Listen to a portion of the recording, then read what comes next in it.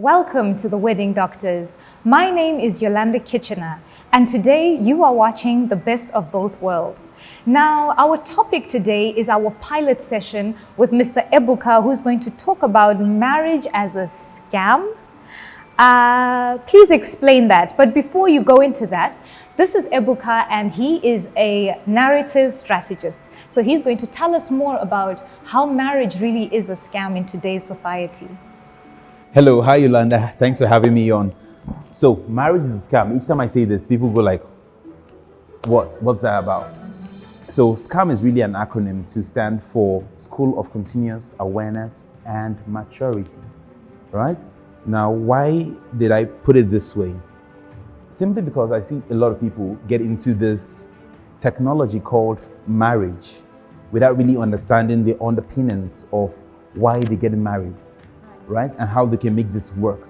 So statistically, 1 in 3 marriages are failing. 1 in 3 marriages are failing. Now, if you think that is acceptable, because in other climes, 1 out of every 2 marriages fails before the first 10 years. If you think that's acceptable, it's like saying you can buy a car or buy 2 cars and one of them will fail.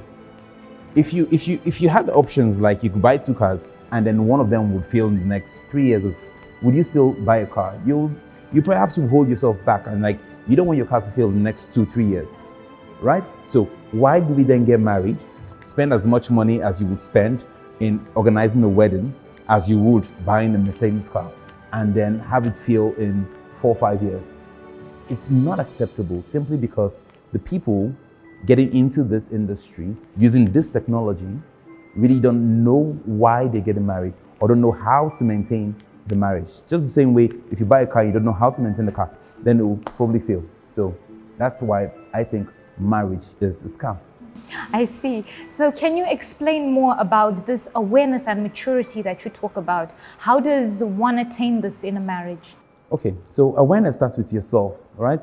There's an ancient philosopher that says, man, know thyself. And I think that still stands true today. You must know yourself, your belief systems, right? Did you inherit those belief systems?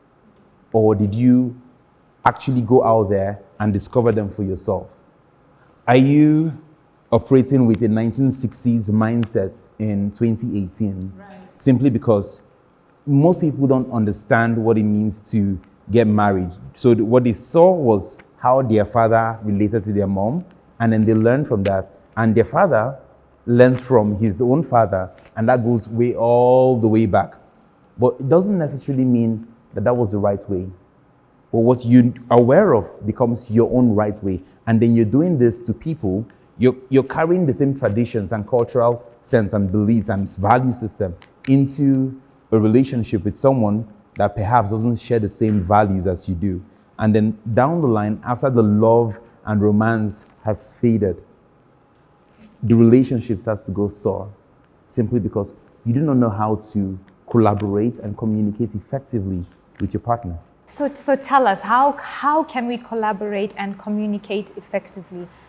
Okay, so it starts from you knowing yourself and being able to communicate this version of yourself which you found out to your partner. And mind you, when you say you know yourself, it's not something you do one day and say, I know myself, and then 10 years down the line, say, I've done that thing and I know myself. You don't do that, right? Because you are a human being. And the very word being means you're constantly evolving, constantly reshaping and changing yourself, who you are, because you have new experiences, new significant events that happen in your life.